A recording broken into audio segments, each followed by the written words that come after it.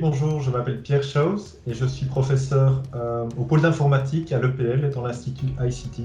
Donc notre projet, ça a été de mettre à disposition toutes les données disponibles sur Internet ou qu'on pourrait aller chercher à gauche et à droite sur Internet pour présenter de manière objective et neutre l'impact de la crise du Covid. Et donc notre site Internet s'appelle covidata.be.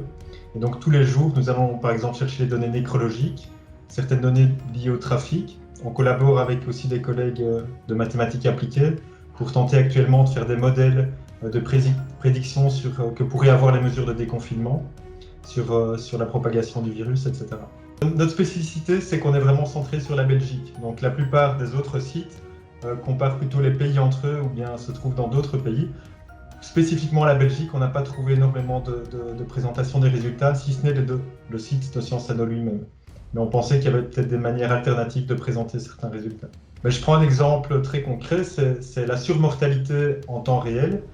Les données de surmortalité ne sortent qu'un mois après, les données officielles. Et donc avec Guillaume Derval, mon chercheur, on a l'idée d'aller chercher sur les sites nécrologiques les données de mortalité. On les compare à celles de l'année avant.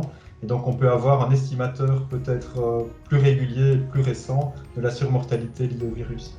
Et ça, ce sont des données qui ne sont pas présentées de manière officielle par Sciences Anno parce qu'on ne capture pas la totalité de la mortalité. On capture environ peut-être un tiers de la mortalité grâce aux données nécrologiques. Mais elles sont néanmoins intéressantes et jusqu'ici, elles nous ont montré que les estimateurs qu'on avait étaient relativement fiables. Il faut savoir que notre site est complètement dans la mouvance Open Data. Donc toutes les données qu'on utilise, on informe des sources d'où elles viennent. Et si on retravaille les données, on les remet à disposition de la communauté scientifique. Notre site est également open source, avec une licence open source MIT, donc très libre.